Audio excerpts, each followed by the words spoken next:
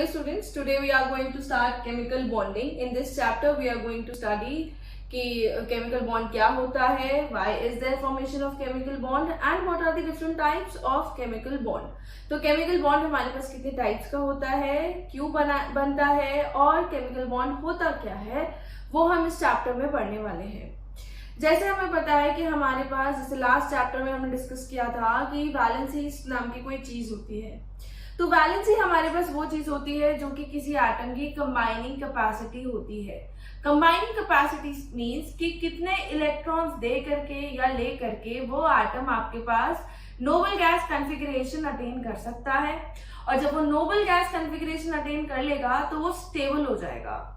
So to attain stability, जो atoms होते हैं हमारे पास, they tend to lose or gain electrons, and that losing and gaining of electron और वो redistribution of electrons between two atoms हमारे पास क्या बना देता है, एक bond. तो basically आपके पास formation of chemical bond जो होती है is to attain stability. कि जो हमारे पास केमिकल बॉन्ड बन रहा है वो इसलिए बनता है ताकि आपके पास एटम स्टेबिलिटी अटेन कर ले. जैसे फॉर एग्जांपल हमारे पास मान लीजिए पोटेशियम है. पोटेशियम का कॉन्फ़िगरेशन होता है 2,8,1. ठीक है. ये जब एक इलेक्ट्रॉन लूज कर देगा, इसकी वैलेंसी 1 होती है, और जब ये एक इलेक्ट्रॉन लूज कर देगा तो इसका कॉन्फ़िगरेशन हमारे पास आर्गन जैसा हो जाएगा, दैट इज 2,8,8. तो ये हमारे पास ऐसा कॉन्फ़िगरेशन अटेन करना चाहता है और ये स्टेबल बनना चाहता है. इसीलिए पोटेशियम क्या करता है, एक इलेक्ट्रॉन लूज कर देता है, और जब इलेक्ट्रॉन लूज कर देगा तो इसका सिंबल के पॉजिटिव हो जाएगा, which is an ion cation 2,8,8. अब इन दोनों का कॉन्फ़िगरेशन सिमिलर है तो नोबल गैस कॉन्फ़िगरेशन अटेन कर लिया है कि पॉजिटिव ने. That is why now potassium must have formed a bond. तो इन्होंने एक इलेक्ट्रॉन अपना लूज कर दिया होगा. तो ये जो केमिकल बॉन्ड बनता है हमारे पास, that is to attain the stability, to form the octet configuration. तो लास्ट सेल में ऑक्टेट कंप्लीट करने के लिए इलेक्ट्रॉन को देना या इलेक्ट्रॉन का लेना, ये हमारे पास बनाता है chemical bond. Now chemical bond हमारे पास होता क्या है, what is a chemical bond? It is the redistribution of electrons between atoms. ठीक है. जब भी आपके पास किन्हीं दो एटम्स के बीच में रीडिस्ट्रीब्यूशन यानी कि इलेक्ट्रॉन्स का आदान प्रदान हो जाएगा, तो जो हमारी कुछ चीज बनती है उनके बीच में जो अट्रैक्शन क्रिएट होता है, that attraction is basically your chemical bond. तो chemical bond it is the attraction, लिख सकते हैं आप, it is the attraction attend due to the redistribution of electrons between the atoms. तो आपके पास मान लीजिए, जैसे अगर इसी में मैं लूं, मान लीजिए हम ले रहे हैं कि मेरे पास है क्लोरीन. क्लोरीन का कॉन्फ़िगरेशन होता है 2,8,7. इसका वैलेंसी अगेन 1 होता है, लेकिन ये 1 इलेक्ट्रॉन गेन करता है. जब ये 1 इलेक्ट्रॉन गेन कर लेगा तो ये स्टेबल हो जाएगा. तो ये Cl नेगेटिव बना करके स्टेबल हो रहा है. ठीक है. तो हो क्या सकता है कि KCl का फॉर्मेशन कुछ इस प्रकार से हुआ हो कि पोटेशियम ने अपना इलेक्ट्रॉन दे दिया और क्लोरीन ने उसका इलेक्ट्रॉन ले लिया. अब जो KCl के बीच में जो फॉर्मेशन होगा, जैसे K और Cl के बीच में जो आपके पास बॉन्डिंग होगी, that is chemical bond only. ठीक है. तो केमिकल बॉन्ड हमारे पास स्टेबिलिटी अटेन करने के लिए होता है, या फिर टू कंप्लीट द ऑक्टेट, या फिर आप लिख सकते हैं to attain the noble gas configuration. हमारे पास केमिकल बॉन्डिंग होती है. Chemical bonding it is the attraction due to the redistribution of electrons between the atoms. तो आप प्रॉपर्ली यहां पे लिख लीजिए, it is the attraction due to redistribution of electrons between the atoms. ठीक है. तो अब मैं KCl कहूंगी तो K और Cl के बीच में हमारे पास एक केमिकल बॉन्ड बन रहा है, जिसकी वजह से पोटेशियम भी स्टेबल हो रहा है और क्लोरीन भी स्टेबल हो रहा है। दोनों में आपके पास there is transfer of electron, तो दोनों ने क्या बना दिया है, केमिकल बॉन्ड। अब ये जो हमारे पास स्टेबिलिटी अटेन होती है, नाउ दिस थिंग जिसकी वजह से आपके पास ये केमिकल बॉन्ड बन रहा है, that is redistribution of electrons. तो ये रीडिस्ट्रीब्यूशन ऑफ इलेक्ट्रॉन हमारे पास कई तरीकों से हो सकता है, and depending on those veg कि इलेक्ट्रॉन रीडिस्ट्रीब्यूट किस तरीके से हो रहे हैं, आपके पास केमिकल बॉन्डिंग 3 टाइप्स की होती है। तो now we are going to study the 3 types of chemical bonding we have in this chapter. सबसे पहले जो हम पढ़ने वाले हैं that is your ionic या फिर इसे इलेक्ट्रोवैलेंट भी बोलते हैं। It is ionic और इलेक्ट्रोवैलेंट बॉन्ड। ये जो बॉन्ड बनता है हमारे पास that is due to transfer of electron. ठीक है, तो केमिकल बॉन्डिंग के हमारे पास टाइप्स हम पढ़ रहे हैं, types of chemical bonding. First is your ionic bond. Ionic bond is due to the transfer of electron. दूसरा होता है हमारे पास कोवेलेंट बॉन्ड। कोवेलेंट बॉन्ड हमारे पास वो होते हैं जिसमें शेयरिंग ऑफ इलेक्ट्रॉन हो।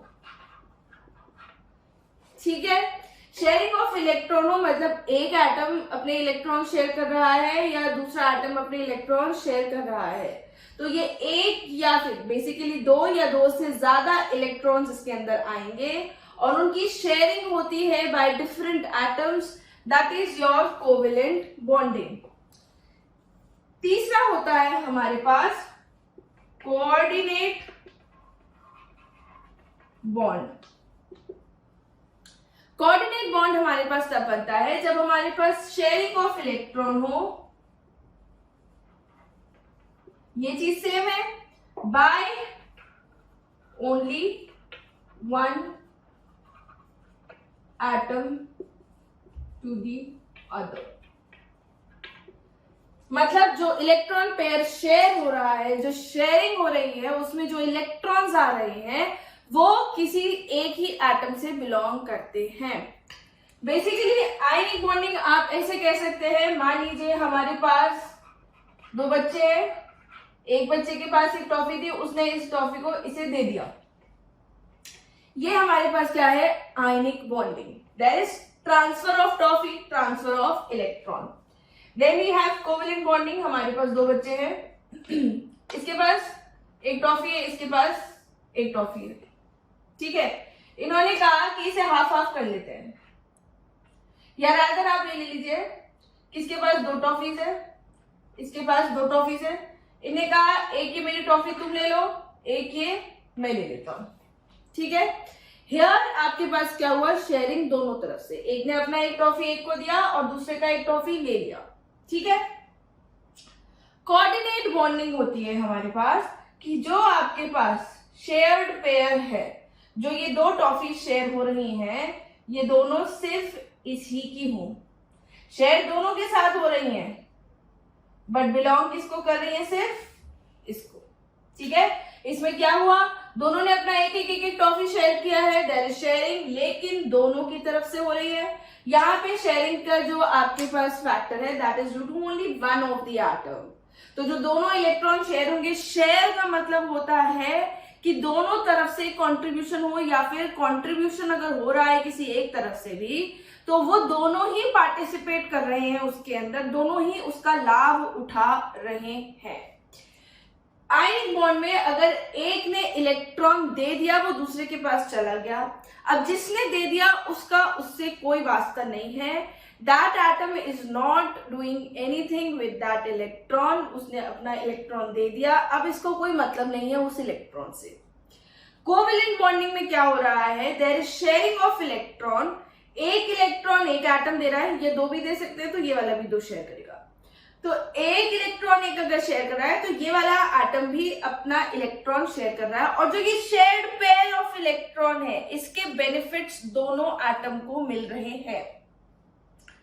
Coordinate on the other hand, कि जो आपके पास दो इलेक्ट्रॉन शेयर हो रहे हैं उसके बेनिफिट्स दोनों उठा रहे हैं, but those two electrons belong to only one atom, that is your coordinate bonding.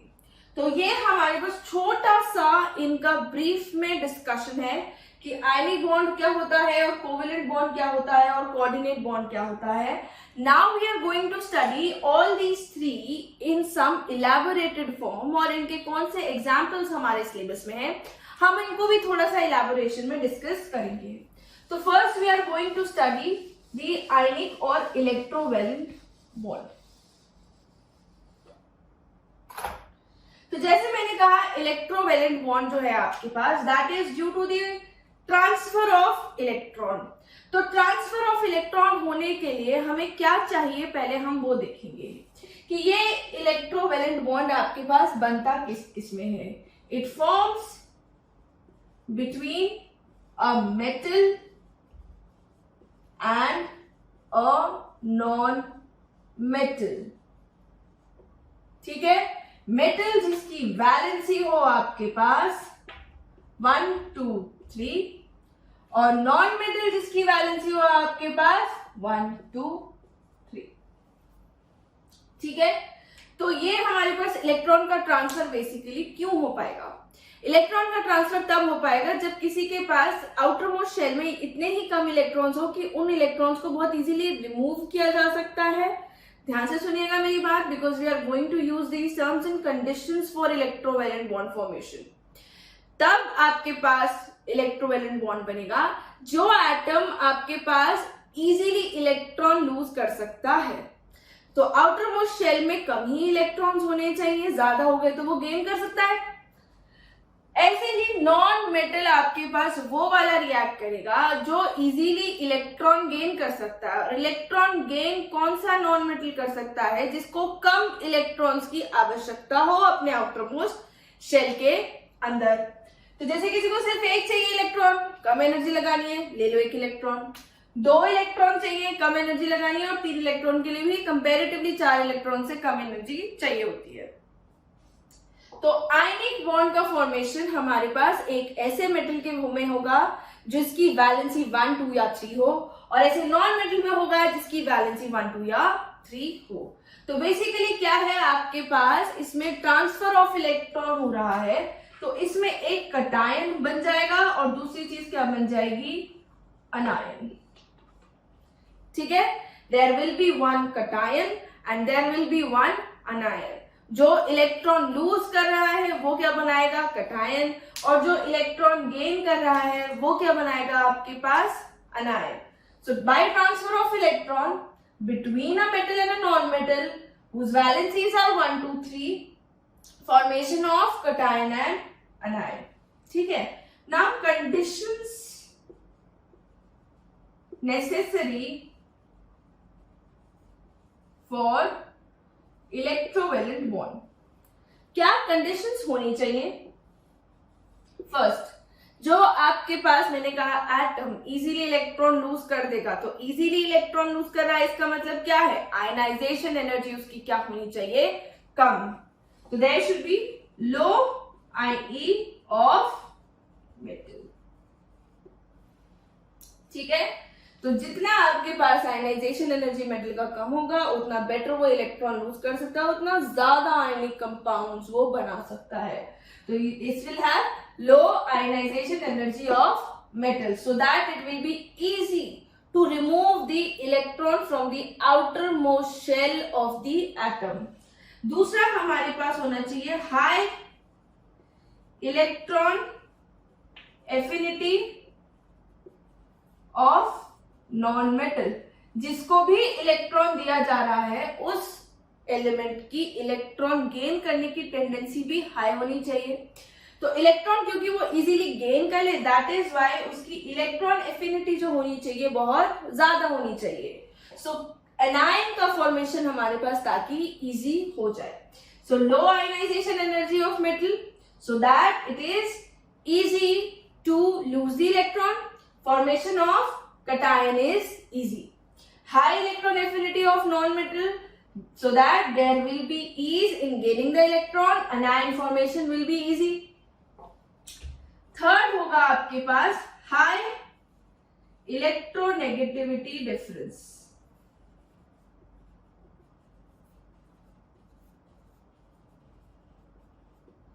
इनकी इलेक्ट्रोनेगेटिविटीज में डिफरेंस बहुत ज्यादा होना चाहिए, क्योंकि अगर इलेक्ट्रोनेगेटिविटी में डिफरेंस नहीं होगा तो दोनों ही इलेक्ट्रॉन्स को अपनी तरफ खींचना चाहेंगे, which is not required in the formation of an electrovalent bond.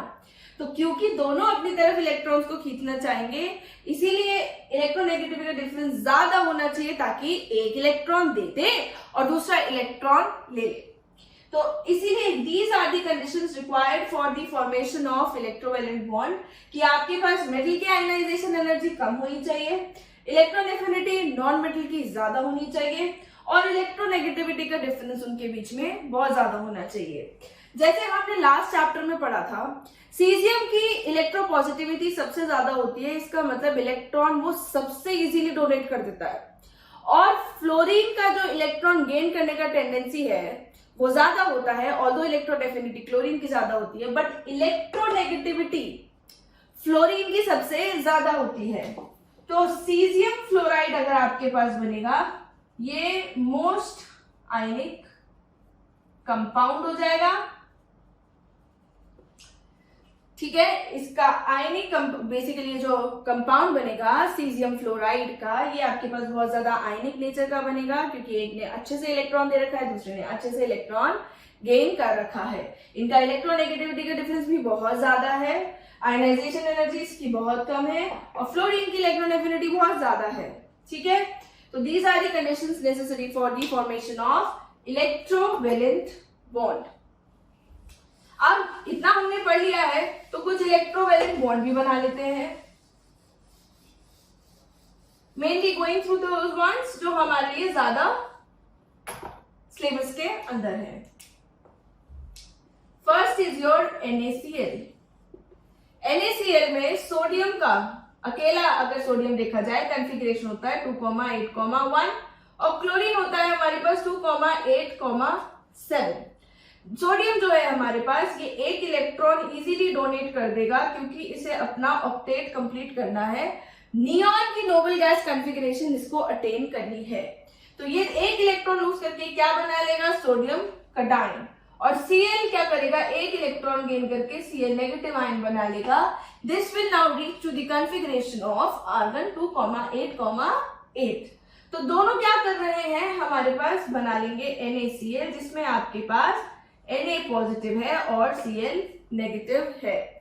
तो जब हम इसे लिखेंगे एक तरीके से कि Na जब आपके पास Cl में ऐड हो रहा है, तो इसमें क्या बन रहा है, Na पॉजिटिव आयन, और Cl के आउटर मोस्ट के सारे इलेक्ट्रॉन पूरे हो गए, 8 के 8, और इसने एक इलेक्ट्रॉन गेन किया है, तो नेगेटिव चार्ज.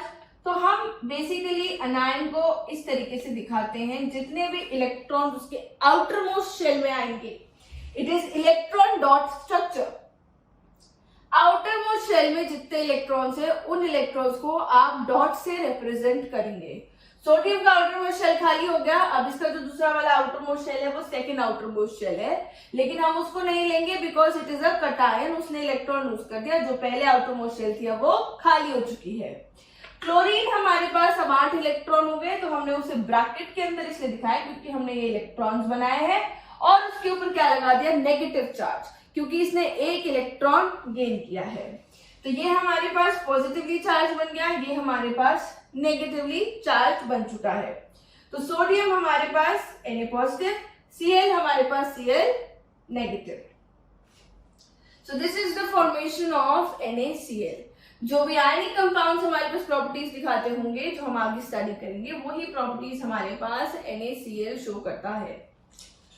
तो Na में पहले हमारे पास प्रोटॉन्स कितने थे, 11, इलेक्ट्रॉन कितने थे, 11.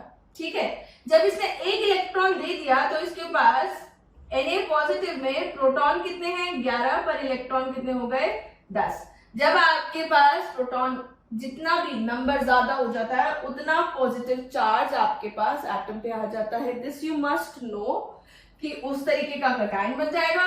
और जैसे ही आपके पास, जैसे मान लीजिए Cl है, प्रोटॉन्स कितने थे 17, इलेक्ट्रॉन कितने थे 17। जब Cl नेगेटिव बन गया तो प्रोटॉन कितने हो गए हमारे पास 17, वो उतने ही रहेंगे। इलेक्ट्रॉन कितने हो गए हमारे पास 18। अब इलेक्ट्रॉन पे कैसा चार्ज होता है, नेगेटिव, तो जो ये नेगेटिव चार्ज है आपके पास वो उसके ऊपर हमने शो कर दिया है। ठीक है, ये आपको थोड़ा बहुत आइडिया होगा इस चीज का। जिनको नहीं याद है उनके लिए कि जो हमारे पास difference in number of protons and electrons है, उसी के बेसिस पे हम इस चीज को कैलकुलेट करते हैं कि कितना पॉजिटिव कितना नेगेटिव चार्ज आएगा। ये इनके एटॉमिक नंबर से हमने इनका कॉन्फ़िगरेशन लिखा है। नेक्स्ट जो हम पढ़ने वाले हैं एग्जाम्पल,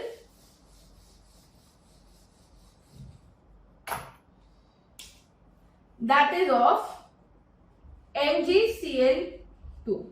Mg का एटॉमिक नंबर होता है हमारे पास 12, कॉन्फ़िगरेशन 2,8,2, क्लोरीन का 17, अभी हमने पढ़ा है 2,8,7।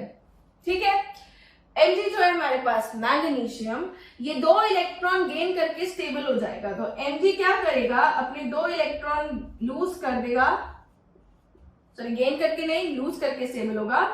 तो Mg अपने 2 इलेक्ट्रॉन लूज कर देगा। 2 इलेक्ट्रॉन लूज करने की वजह से इस पे 2 पॉजिटिव चार्ज इंक्रीज हो जाएगा। Cl हमारे पास क्या करेगा, 1 इलेक्ट्रॉन गेन करेगा और ये क्या बना लेगा, Cl नेगेटिव। ठीक है, अब इनके बीच में बॉन्ड फॉर्मेशन किस प्रकार से हो रहा है, एक Mg को स्टेबल होने के लिए कितने इलेक्ट्रॉन लूज करने हैं, 2, लेकिन एक Cl को तो सिर्फ 1 ही इलेक्ट्रॉन चाहिए स्टेबल होने के लिए। तो Mg क्या करता है हमारे पास, ये 1 इलेक्ट्रॉन 1 Cl को दे देता है और 1 इलेक्ट्रॉन 1 Cl को दे देता है। तो जिसकी वजह से ये 2 Cl के साथ रिएक्ट कर सकता है। तभी हमने इसका फॉर्मूला में लिखा है MgCl2। Mg 1 है, क्लोरीन के एटम 2 है, क्योंकि एक एटम सिर्फ 1 ही इलेक्ट्रॉन लेना चाहता है, पर Mg का एटम 2 इलेक्ट्रॉन देना चाहता है। तो 1 atom to 1 chlorine and the other atom to the another chlorine. ठीक है, अब हम इसका अगर फॉर्मेशन लिखना चाहें, जैसे MgCl2 है आपके पास, तो Mg2 पॉजिटिव है इसमें, और इसमें हमारे पास Cl नेगेटिव तो हो रहे हैं, लेकिन कितने Cl नेगेटिव हो रहे हैं, 2। ठीक है, यहाँ पे मैंने इसलिए ऐसे लिख दिया क्योंकि ये इलेक्ट्रॉन डॉट स्ट्रक्चर है, तो ये आपको सिर्फ कितने कैटायन कितने एनायन कैसा चार्ज ये चीज बता रहा है। तो you can write it down as Mg2 positive and 2 of Cl negative. ठीक है, this is the electron dot structure for MgCl2। ठीक, इसमें भी आप अगेन दे सकते हैं, जब ये 2 चले गए तो प्रोटॉन कितने हो गए आपके पास, 12 ही रहेंगे, इलेक्ट्रॉन 10, तो 2 पॉजिटिव। और ये वाला हम डिस्कस कर चुके हैं अभी लास्ट एग्जाम्पल में। Next we are going to do last example of electrovalent bond, that is calcium oxide. Calcium oxide में कैल्शियम जो है इसका एटॉमिक नंबर होता है हमारे पास 20, इसका कॉन्फ़िगरेशन हो गया 2,8,8,2, और ऑक्सीजन का हमारे पास एटॉमिक नंबर होता है, कॉन्फ़िगरेशन होता है 2,6। ये 2 इलेक्ट्रॉन लूज करना चाहता है, वैलेंसी 2 है, ये 2 इलेक्ट्रॉन गेन करना चाहता है, इसकी भी वैलेंसी 2 है, बट इसकी आपके पास इलेक्ट्रॉन गेन करने के लिए है और इसकी इलेक्ट्रॉन लूज करने के लिए है। तो एक कैल्शियम 2 इलेक्ट्रॉन लूज करना चाहता है, एक ऑक्सीजन 2 इलेक्ट्रॉन गेन करना चाहता है, तो एक एटम के साथ ही रिएक्ट कर जाएगा। कंपाउंड का formula CaO, calcium giving 2 electrons, oxygen gaining 2 electrons. तो आपके पास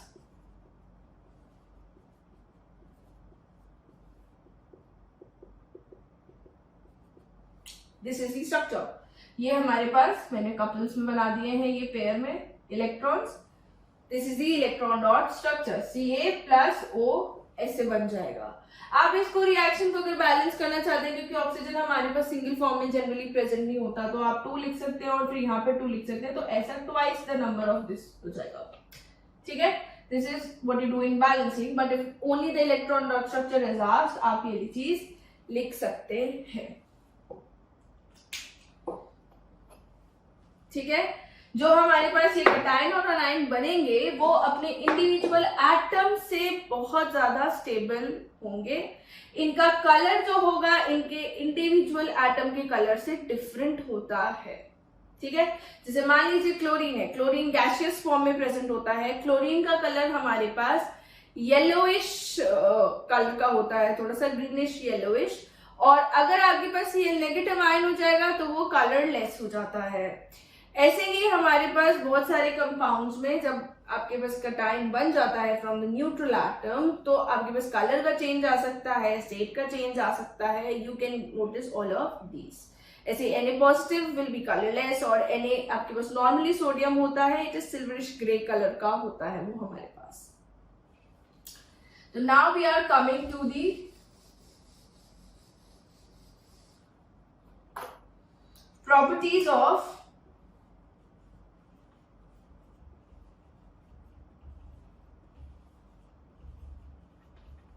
electrovalent bond कि इलेक्ट्रोवैलेंट बॉन्ड के प्रॉपर्टीज हमारे पास क्या होते हैं। फर्स्ट ऑफ ऑल ये हमारे पास एग्जिस्ट मोस्टली एज सॉलिड्स। ये हमारे पास सॉलिड्स की तरह से एग्जिस्ट करते हैं। They have high melting points and boiling points. इनके मेल्टिंग पॉइंट और बॉइलिंग पॉइंट बहुत ज्यादा हाई होते हैं because of high electrostatic force of attraction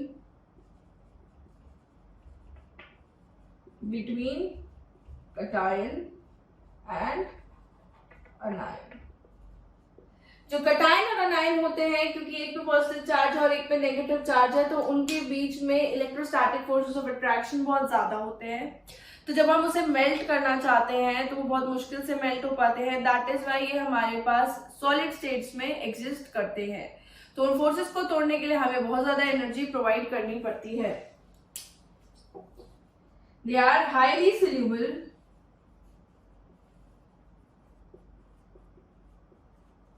in water due to hydration. Basically क्या होता है, जो हमारे पास आयनिक कंपाउंड्स होते हैं वो वाटर में जाने के बाद उनकी सोल्युबिलिटी इंक्रीज कर जाती है, बहुत ज्यादा, बहुत जल्दी सोल्यूबल होते हैं, बहुत ज्यादा अमाउंट में सोल्यूबल होते हैं।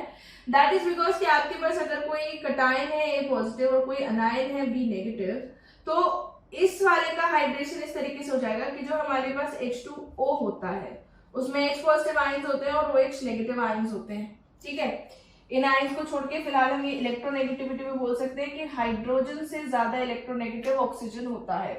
तो ऑक्सीजन पे थोड़ा सा ना पार्शियल नेगेटिव चार्ज जनरेट हो जाएगा due to the electronegativity difference, और हाइड्रोजन पे पॉजिटिव चार्ज जनरेट हो जाएगा, ठीक है। जिसकी वजह से ये नेगेटिव चार्ज जो ऑक्सीजन है ये किसकी तरफ अट्रैक्ट होगा, पॉजिटिव चार्ज की तरफ, और जो पॉजिटिव चार्ज है वो जो नेगेटिव चार्ज है वो पॉजिटिव चार्ज की तरफ, ठीक है। हाइड्रेशन की वजह से आपके पास ये थोड़े ज्यादा सोल्यूबल हो जाते हैं। All you need to know is not the concept of hydrogen, you need to understand कि they are highly soluble in water, ठीक है।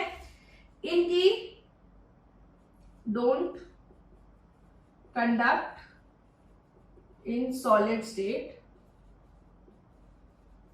सॉलिड स्टेट में ये कंडक्टिंग नेचर के नहीं होते, but very much conducting in molten और aqueous form. Molten form होता है हमारे पास प्योर लिक्विड फॉर्म। तो प्योर लिक्विड फॉर्म में जो हमारे पास आयनिक कंपाउंड्स हैं ये कंडक्टिंग होते हैं बिकॉज इसमें आपके पास चार्जेस होते हैं जिनका फ्लो होता है, and due to that flow आपके पास कंडक्शन ऑफ करंट हो जाता है। ऐसे ही एक्वस फॉर्म में, एक्वस फॉर्म मतलब वाटर के अंदर, this is not G, this is Q। तो वाटर सोल्यूशन में आपके पास जो ये आयनिक कंपाउंड्स होते हैं, again there is the flow of charge and whenever there is flow of charge there can be current का कंडक्शन। बट लेकिन सॉलिड स्टेट में there is no free motion of the charges, that is why there is no conduction of current in solid state. ठीक है, so these are the properties of electrovalent bond. Hereby we are ending electrovalent bond. Next we are going to start with the covalent bonding. क्या होती है, कितने types की होती है आपके पास, now what are the conditions necessary for covalent bond and again the properties of covalent bond. So let's start with covalent bond. Now we are going to talk about covalent bond. जैसे थोड़े brief में हमने discuss किया कि covalent bond किससे बनता है, that is by sharing of electron. तो कोवेलेंट बॉन्ड का formation is by the sharing of electrons. Electron इसके अंदर शेयर किए जाते हैं। इलेक्ट्रॉन किस प्रकार से शेयर किए जाएंगे कि आपके पास elements with valency 4 or more than 4 से ज्यादा, मतलब जैसे 5, 6, 7। तो ये वाले वो एटम्स हो गए जिनकी आपके पास 1, 2, 3 भी पड़ती है, लेकिन साथ ही साथ उनके आउटर मोस्ट शेल में आपके पास इलेक्ट्रॉन हो जाए 5, 6 या 7। तो elements having 4 or, इस चीज को आप और करके डाल दीजिए definition, more than 4 electron in the outermost shell, जिनके पास आपके पास 4 या 4 से ज्यादा इलेक्ट्रॉन प्रेजेंट हो आउटर मोस्ट शेल में, वो हमारे पास कोवेलेंट बॉन्ड्स बना सकते हैं। और मेनली ये वाले कौन से हो गए फिर हमारे पास नॉन मेटल। तो इस तरीके की बॉन्डिंग नॉन मेटल और नॉन मेटल के बीच में आप पाएंगे ज्यादा करके। ठीक है, mostly you will find this type of bonding between a non metal and a non metal. ठीक है, ये हो गया। तो इसमें कोई कैटायन एनायन का फॉर्मेशन नहीं हो रहा, but there will be distribution of electrons. तो इसमें हमारे पास कंडीशंस रिक्वायर्ड क्या होंगी,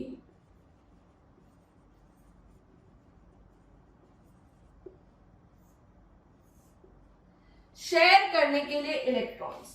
जैसे कोई अगर एक ए एटम है, इसके पास अपना एक इलेक्ट्रॉन है, और कोई बी एटम है, उसके पास अपना एक इलेक्ट्रॉन है, तो ये दोनों क्या कर रहे हैं, अपने इलेक्ट्रॉन्स को शेयर कर रहे हैं। तो ये जो शेयर्ड पेयर ऑफ इलेक्ट्रॉन है, ये दोनों की ही आउटर मोस्ट शेल में काउंट किया जाएगा। तो गिनती करते टाइम जो शेयर्ड पेयर के दोनों इलेक्ट्रॉन्स हैं, वो दोनों ही एटम के आउटर मोस्ट शेल में काउंट किए जाएंगे। ठीक है, तो कंडीशंस इसके लिए क्या होनी चाहिए, there should be high electron affinity of both atoms, दोनों की हाई इलेक्ट्रॉन एफिनिटी होनी चाहिए, यानी कि दोनों ही अपने पास इलेक्ट्रॉन्स गेन करना चाहते हैं। दूसरा, high ionization energy of both atoms, दोनों की आयनाइजेशन एनर्जी कम है तो कोई इलेक्ट्रॉन लूज नहीं कर रहा है अपने शेल से, दोनों के ही शेल में काउंट किया जाएगा। तो दोनों की ही हमारे पास आयनाइजेशन एनर्जी क्या होगी, ज्यादा होगी। इलेक्ट्रॉन किसी के भी शेल से बाहर नहीं निकल रहा है। एंड यू हैव लो और जीरो, ठीक है, और जीरो इलेक्ट्रोनेगेटिविटी डिफरेंस। तो जब इलेक्ट्रोनेगेटिविटी का डिफरेंस कम होगा या फिर आपके पास जीरो हो जाएगा, तो कोई भी एक एटम इलेक्ट्रॉन्स को अपनी तरफ नहीं खींच पा रहा है, कोई भी एक एटम अपनी तरफ इलेक्ट्रॉन्स को नहीं ले जा पा रहा है। कोई दे नहीं पा रहा है, तो those electrons are shared between the two atoms. ठीक है, so you have three conditions: high electron affinity of both atoms, high ionization of both atoms, low और zero electronegativity difference between the atoms. ठीक है, present in a covalent bond. जैसे अब हम देखते हैं कि कोवेलेंट बॉन्डिंग हमारे पास किस तरीके से होती है.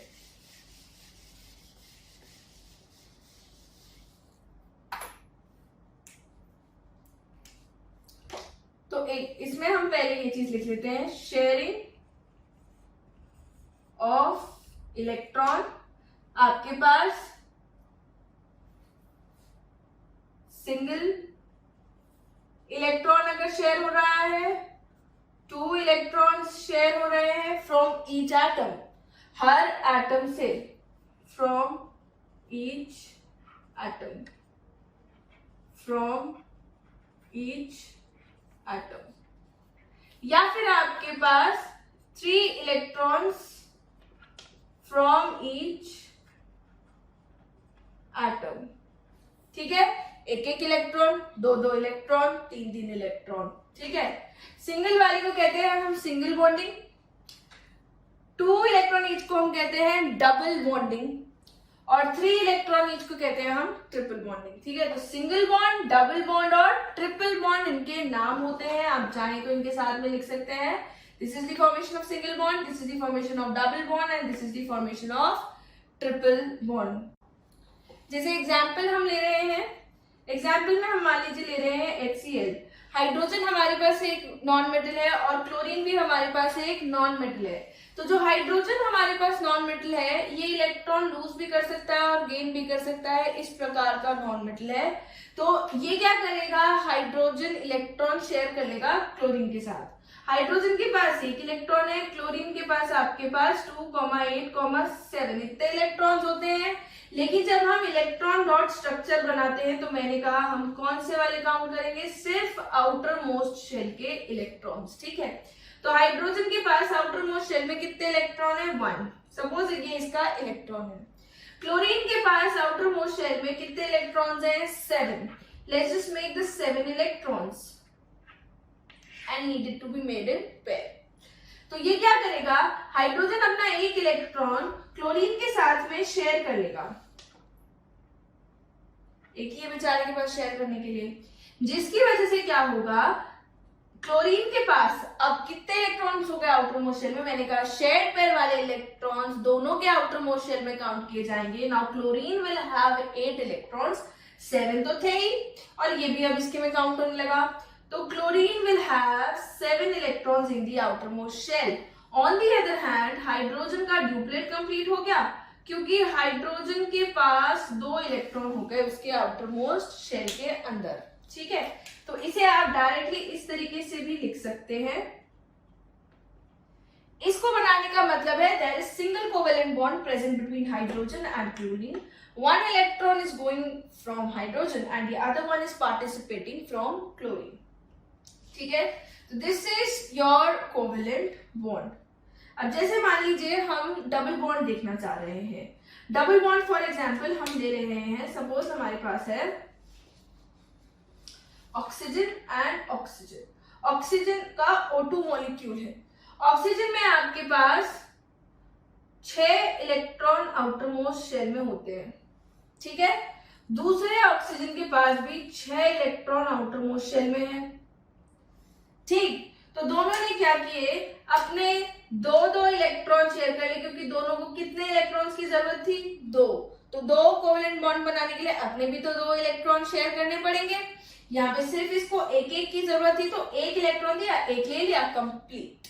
यहाँ पे आपके पास 2,6 कॉन्फ़िगरेशन होती है O की, तो इसे 2 इलेक्ट्रॉन्स की जरूरत है. तो अब क्या होगा, इस ऑक्सीजन के भी 8 और इस ऑक्सीजन के भी 8.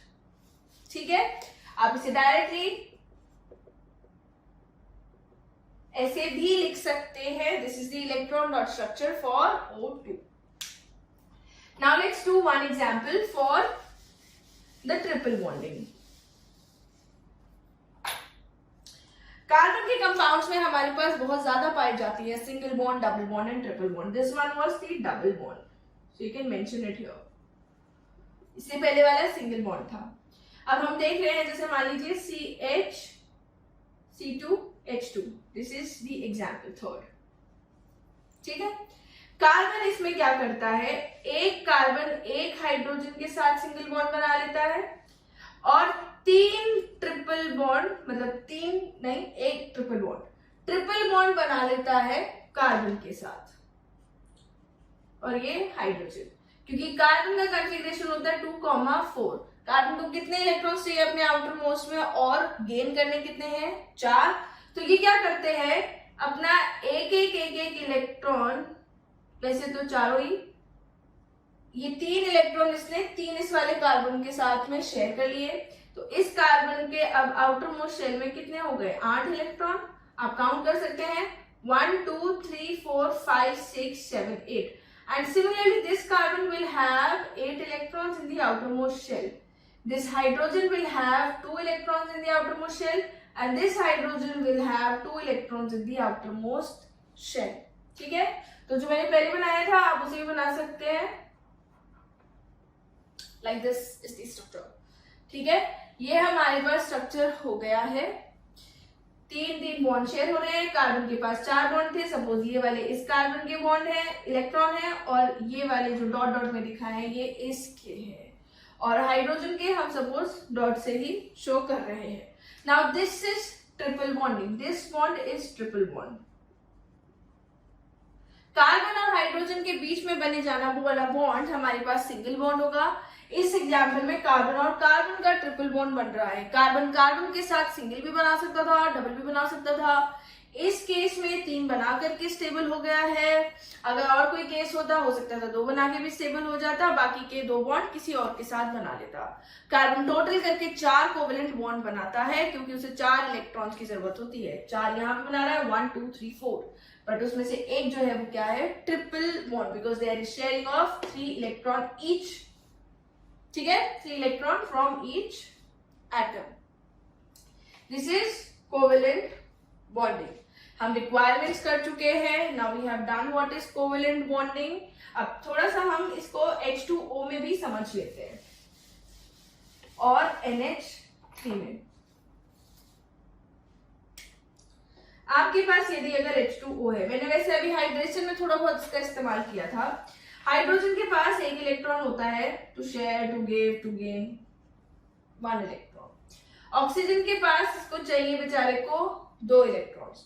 तो क्या होता है, एक हाइड्रोजन तो सिर्फ एक ही सिंगल बॉन्ड बना सकता है, क्योंकि उसके पास इलेक्ट्रॉन ही एक ही देने के लिए.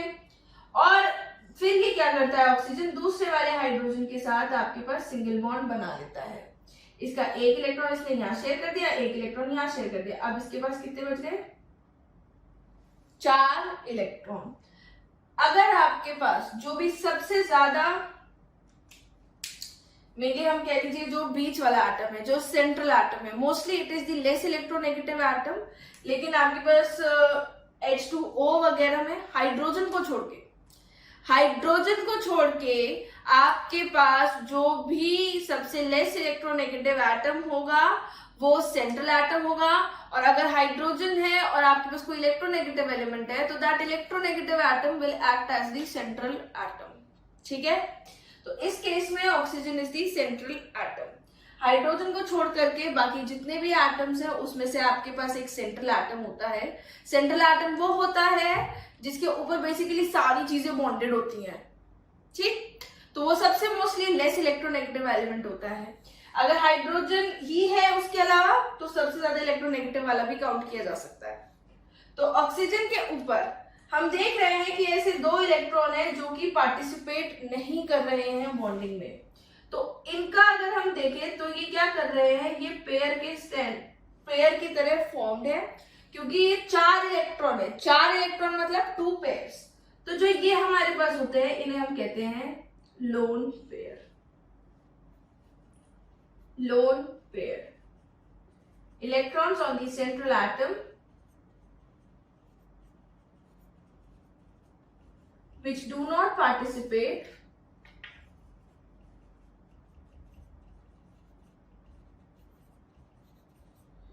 in covalent bonding.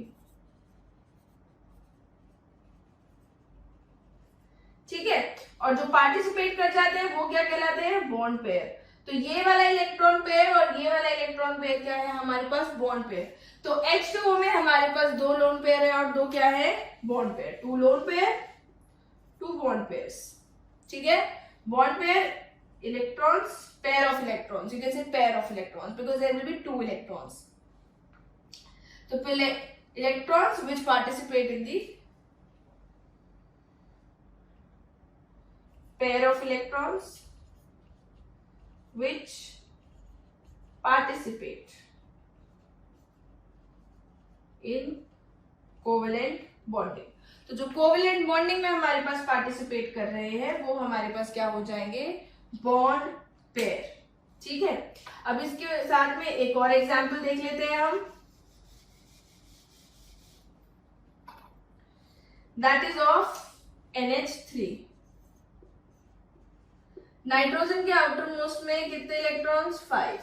हाइड्रोजन के पास कितने, 1। नाइट्रोजन को कितने इलेक्ट्रॉन्स गेन करने की जरूरत है, 3। तो नाइट्रोजन क्या करेगा, अपना एक इलेक्ट्रॉन एक हाइड्रोजन के साथ, एक इलेक्ट्रॉन एक हाइड्रोजन के साथ, एक इलेक्ट्रॉन एक हाइड्रोजन के साथ, तो 3 हाइड्रोजन, क्योंकि एक हाइड्रोजन सिर्फ एक इलेक्ट्रॉन शेयर कर सकता है, और इसके ऊपर 2 इलेक्ट्रॉन एज इट इज रह गए।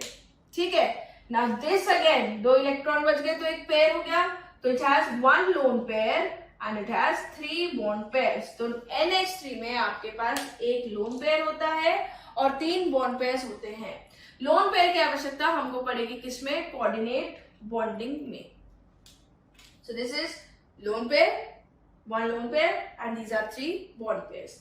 Now we are going to do another interesting topic that is of covalent bond, and that is polar and non-polar covalent bonds.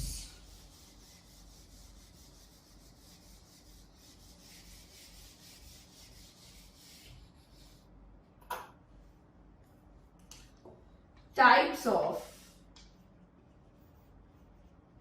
covalent bonds. Covalent bonds के हमारे पास टाइप्स क्या होते हैं। First is your polar covalent bond. Polar covalent bond हमारे पास वो होता है जिसमें आपके पास इलेक्ट्रोनेगेटिविटी का डिफरेंस होता है between the atoms participating in the covalent bonding. और नॉन पोलर कोवेलेंट बॉन्ड जिसमें आपके पास सेम या ऑलमोस्ट सेम इलेक्ट्रोनेगेटिविटी अगर हो तो वो बन जाता है नॉन पोलर कोवेलेंट बॉन्ड। ठीक है, तो इसमें कंसिडरेबल कह दीजिए, कंसिडरेबल बिकॉज दोनों की ज्यादा होगी लेकिन किसी एक की थोड़ी ज्यादा, कंसिडरेबल इलेक्ट्रोनेगेटिविटी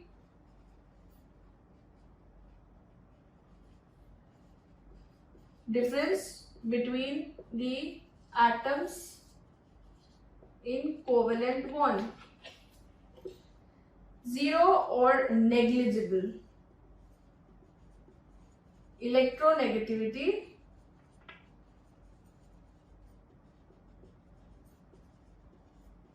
difference। इलेक्ट्रोनेगेटिविटी हमने लास्ट चैप्टर में पढ़ा है, क्या होता है कि आपके पास अगर कोई कोवेलेंट बॉन्ड है उसमें अपनी तरफ इलेक्ट्रॉन को पुल करने की capability, the tendency, that is your electronegativity. Now let's see example of non polar covalent bond. जैसे O2 है या H2 है या F2 है या CH4 है, ये हमारे पास नॉन पोलर कोवेलेंट बॉन्ड्स बनाते हैं क्योंकि ऑक्सीजन ने ऑक्सीजन के साथ ही बॉन्ड बनाया है। जब ऑक्सीजन ने ऑक्सीजन के साथ ही बॉन्ड बनाया है तो दोनों का इलेक्ट्रोनेगेटिविटी क्या है, सेम। तो जब दोनों का इलेक्ट्रोनेगेटिविटी सेम हो गया तो 0 या नेग्लिजिबल इलेक्ट्रोनेगेटिविटी डिफरेंस, जिसकी वजह से क्या हो रहा है, ये पोलर नॉन पोलर नेम कहां से आया, ये जो इलेक्ट्रॉन पेयर है ये किसी की भी तरफ शिफ्टेड नहीं है, ये न्यूट्रली दोनों के बीच में प्रेजेंट होता है। तो there is no separation of charge. ठीक है। तो इलेक्ट्रोनेगेटिविटी डिफरेंस जहां क्रिएट हो जाता है वहां पे आपके पास सेपरेशन ऑफ चार्ज हो जाता है little, and due to that separation of charge आपके पास बॉन्ड जो बन जाता है क्या बन जाता है, पोलर। ऐसे ही H2 F2, क्योंकि सेम है, सेम एटम है, कोई अपनी तरफ ज्यादा नहीं खींच पा रहा है इलेक्ट्रॉन को, तो दोनों की इलेक्ट्रोनेगेटिविटी ऐसे भी सेम ही है, तो nobody is pulling the electrons, and if nobody is pulling the electrons towards themselves, then you don't have any charge separation, and if there is no charge separation तो there is no polarity।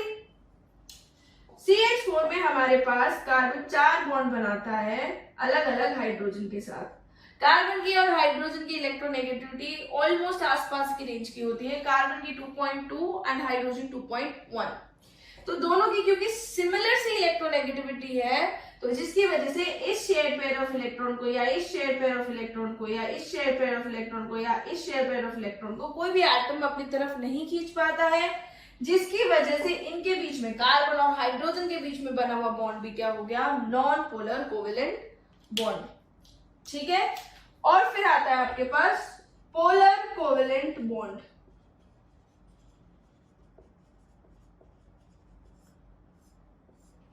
Polar covalent bond में हमारे पास होता क्या है, polar covalent bond में what is there, electronegativity difference. जैसे मान लीजिए HCl है, HCl में क्लोरीन बहुत ज्यादा इलेक्ट्रोनेगेटिव होता है हाइड्रोजन से, तो क्या होगा, ये जो शेयर्ड पेयर ऑफ इलेक्ट्रॉन है इसको क्लोरीन थोड़ा अपनी तरफ शिफ्ट करने की कोशिश करेगा, थोड़ा सा, क्योंकि इलेक्ट्रोनेगेटिविटी डिफरेंस ज्यादा है, इलेक्ट्रोनेगेटिविटी क्लोरीन की ज्यादा है, और electronegativity tendency to pull the electrons, तो क्लोरीन थोड़ा सा इस इलेक्ट्रॉन पेयर को अपनी तरफ शिफ्ट करेगा, और जब अपनी तरफ शिफ्ट करेगा तो इसके ऊपर नेगेटिव चार्ज थोड़ा ज्यादा आ जाएगा compare to the hydrogen, so there will be some separation of charge.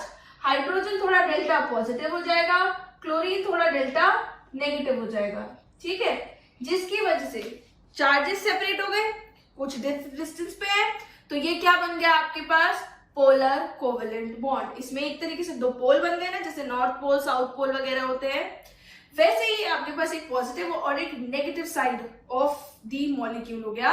तो जो ये सेपरेशन हो गया of the charges, this is polarity, ठीक है, और इसको हम कहते हैं डाइपोल, जिसमें आपके पास चार्जेस थोड़े डिस्टेंस पे सेपरेटेड हो, different types of charges at certain distance, that is your dipole, ठीक है, डाइपोल की तरह से एक्ट करेगा। ओके, जैसे अगर मान लो हाइड्रोजन और ऑक्सीजन के बॉन्ड की अगर मैं बात करूं, तो हाइड्रोजन से भी ऑक्सीजन जो है अपनी तरफ इलेक्ट्रॉन पेयर खींचेगा, क्योंकि बेचारा बहुत कम इलेक्ट्रोनेगेटिविटी का है hydrogen, and they are pulling it, ये इसके इलेक्ट्रॉन पेयर को अपनी तरफ खींच रहा है, ऑक्सीजन इधर से भी अपनी तरफ खींच रहा है, इधर से भी अपनी तरफ खींच रहा है, ठीक है, तो इसके ऊपर कुछ डेल्टा नेगेटिव चार्ज हो गया ट्वाइस, अगर इसके ऊपर डेल्टा पॉजिटिव हो रहा है तो, और इस पर डेल्टा पॉजिटिव हो रहा है तो ऑक्सीजन और हाइड्रोजन का bond, the bond between oxygen and hydrogen क्या है, एक पोलर कोवेलेंट बॉन्ड। मैं मॉलिक्यूल की बात नहीं करी, मॉलिक्यूल इटसेल्फ भी हमारे पास पोलर है, क्योंकि एक तरफ नेगेटिव चार्ज है और इलेक्ट्रॉन्स का मोशन एक तरफ है, तो this is a polar covalent molecule. But अगर हम बॉन्ड की बात करें सिर्फ ऑक्सीजन और हाइड्रोजन का जो बॉन्ड होगा, that will be a polar covalent bond. Now this is the types of covalent bond. Now coming to the properties of covalent bond.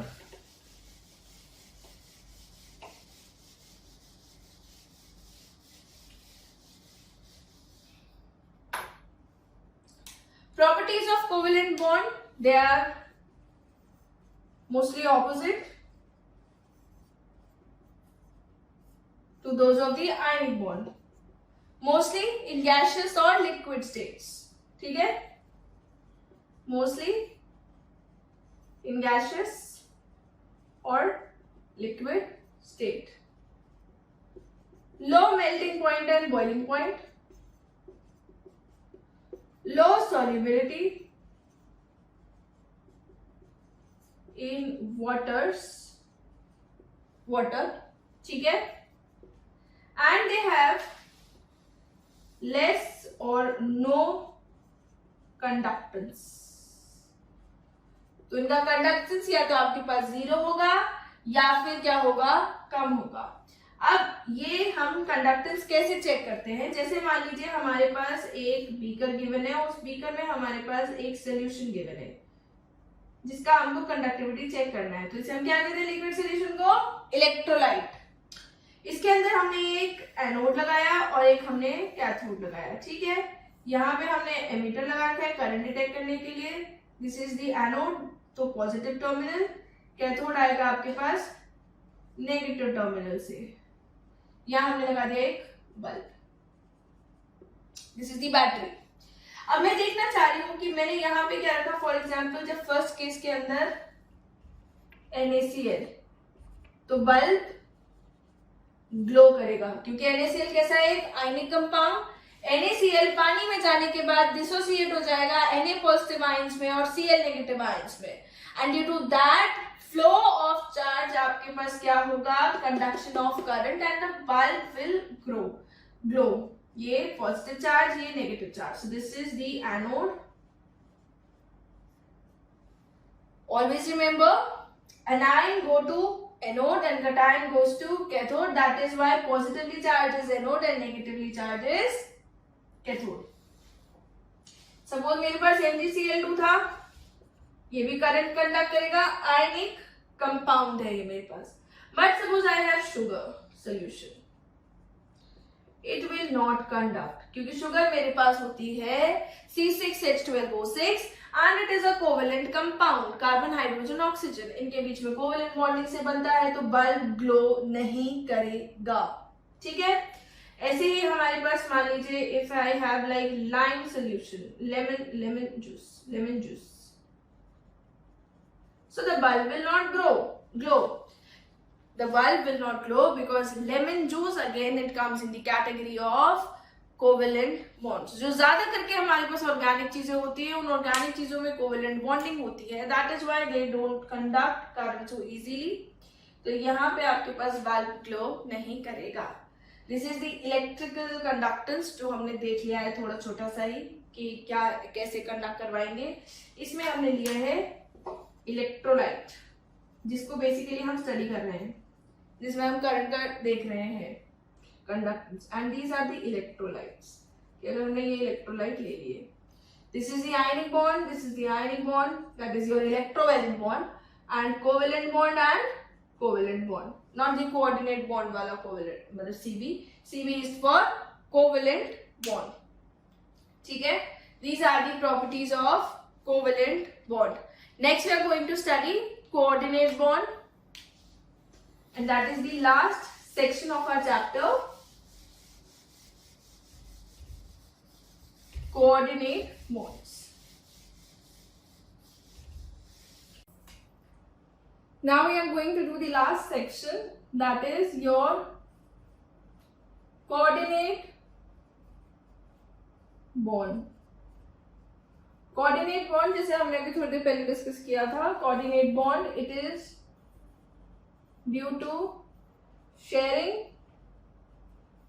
Of electrons but both electrons of the shared pair are from one atom only. तो जब आपके पास दोनों जो shared pair के electrons है वो सिर्फ किसी एक एटम को ही बिलोंग करते हो, बट वो शेयर्ड दो एटम्स के बीच में हो, तब हमारे पास बनता है कोऑर्डिनेट बॉन्ड, ठीक है। तो कोऑर्डिनेट बॉन्ड बनने के लिए आपके पास कंडीशंस क्या होंगी, presence of lone pair on one atom.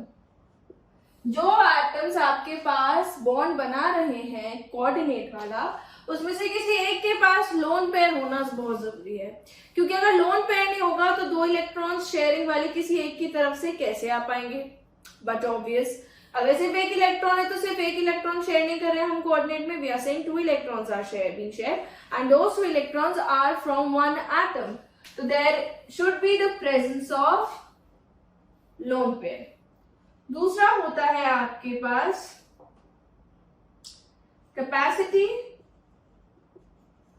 of two electrons in the outermost shell, in the atom, in another atom. दूसरे वाले एटम को के पास जगह हो दो इलेक्ट्रॉन्स की, यानी कि उसके पास जरूरत है दो इलेक्ट्रॉन्स की। अगर जैसे मान लीजिए मैं सिंपल क्लोरीन की बात करूं तो सिंपल क्लोरीन को सिर्फ एक इलेक्ट्रॉन चाहिए अपने आउटर मोस्ट शेल में, ठीक है। तो सिंपल क्लोरीन एटम मेरे पास सिंगल कोऑर्डिनेट बॉन्ड नहीं बना पाएगा, क्योंकि लेने के सेंस में कि अगर वो एक्सेप्टर है तो ये वाली कंडीशन हमारे पास क्लोरीन के लिए जैसे वैलिड नहीं है, फ्लोरीन के लिए वैलिड नहीं है, क्योंकि वो आपके पास दो इलेक्ट्रॉन गेन नहीं कर सकते, शेयर करके अपने आउटर मोस्ट शेल में नहीं ले पा रहे हैं, जैसे हमारे पास फ्लोरीन नहीं ले पा रहा है। तो there should be the capacity of two electrons in another atom. जिसके पास लोन पेयर होता है वो हमारे पास कैसे बिहेव कर रहा है, क्योंकि दोनों इलेक्ट्रॉन्स यही प्रोवाइड कर रहा है, तो ये क्या है, डोनर। और जो आपके पास दोनों इलेक्ट्रॉन अपने शेयर कर रहा है लेकिन अपना कुछ उसके अंदर कंट्रीब्यूशन नहीं है, वो क्या हुआ आपके पास, एक्सेप्टर। तो डोनर की कंडीशन ये है, it should have at least one lone pair with itself, the presence of at least one lone pair, there could be more lone pairs.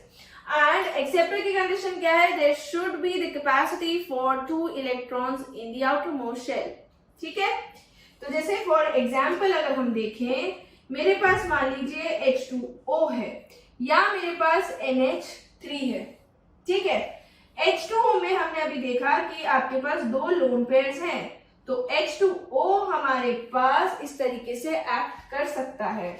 ऐसे ही NH3 में हमारे पास एक लोन पेयर था, तो NH3 का नाइट्रोजन भी आपके पास डोनर की तरह काम कर सकता है।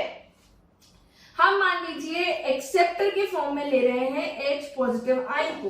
H पॉजिटिव आयन के पास कोई भी इलेक्ट्रॉन नहीं है, हाइड्रोजन के पास एक इलेक्ट्रॉन होता है, पर पॉजिटिव हो गया तो एक भी इलेक्ट्रॉन नहीं है, तो दिस इज द एक्सेप्टर। और दोनों केसेस में हम इसको ही एज एक्सेप्टर लेकर के चल रहे हैं, ठीक है।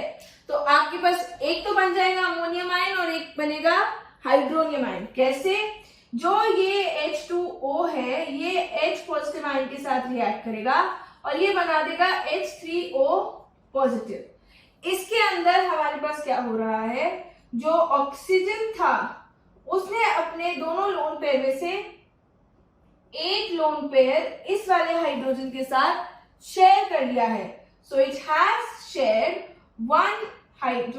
One electron pair with this hydrogen. तो अब इसने क्योंकि इलेक्ट्रॉन्स अपने दोनों शेयर कर रखे हैं और पॉजिटिव चार्ज पहले इस पे था, तो अब पॉजिटिव चार्ज इस पे लग जाएगा और दो इलेक्ट्रॉन्स इसके पास रह जाएंगे। Now this is your hydronium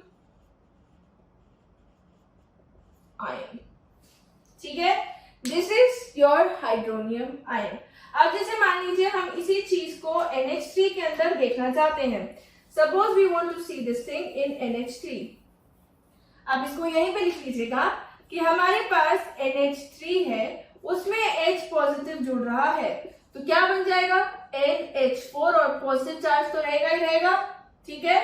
charge हमारे पास ऐसे ही क्रिएट लूज नहीं होगा, जितना चार्ज LHS में होगा उतना ही चार्ज RHS में होगा। हो क्या रहा है, नाइट्रोजन अपने दोनों इलेक्ट्रॉन जो उसके लोन पेयर के थे वो दे देगा किसको, हाइड्रोजन के साथ शेयर कर लेगा। 3 हाइड्रोजन इस पे ऑलरेडी लगे हुए थे और इस पे अपने आप क्या आ गया, positive charge, because it is in the donating nature. Now this is your ammonium ion, ठीक है।